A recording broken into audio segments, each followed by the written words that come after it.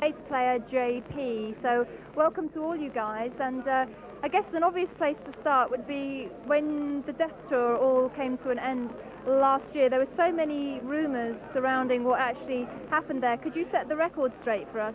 Well, the problem was that the bass player that we were playing with at that time, Tony, had like a personal problem with Chuck, the guitarist vocalist from Death, and well, the thing was that they didn't get along over just another issue, and I guess Chuck and Tony were just like getting too personal, but involving also Death and Pestilence in it. So personal and business that just totally clashes, you know. So we were like, whatever and blah blah. So there's like we didn't want to we were like kind of avoiding fights, so we just had to quit the tour. You know, we don't want to have any stress going on, you know, when we're touring. No, it's stressful enough, isn't it?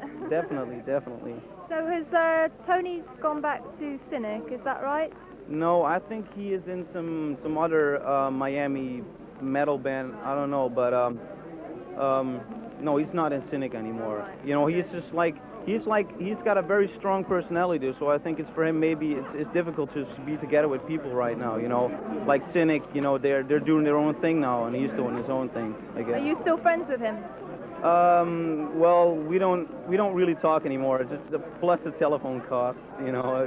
We keep, you know, sometimes we write or anything. That's about it, you know. Yeah. All right. So Marco, could you introduce us to JP? Where did you find him from?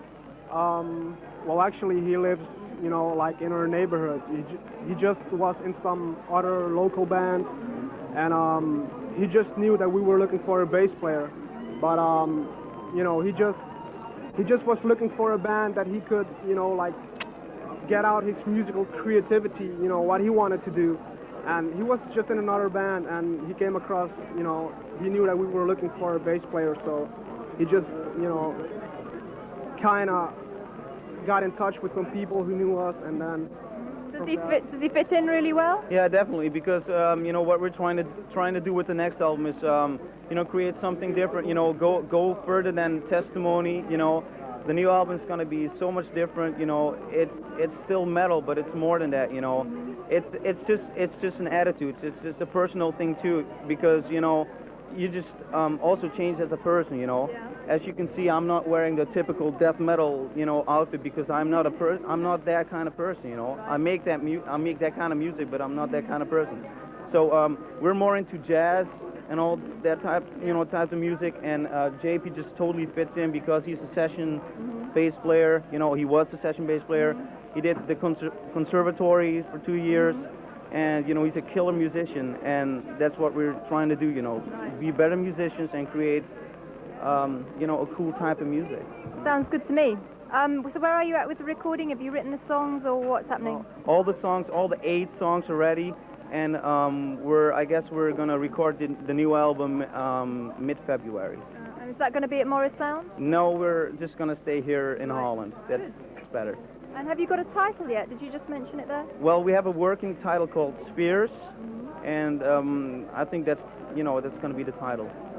Well, good luck with the recording, and there you go. That's the very latest information on Pestilence. Very nice to see you, and thanks for coming by to the Metal Market to talk to us. And obviously, when the album comes out, we'll have more of a chat, but that's all we've got time for at the moment. But we are actually going to see Pestilence on video now, and this is from your last album, and we're going to see Land of Tears.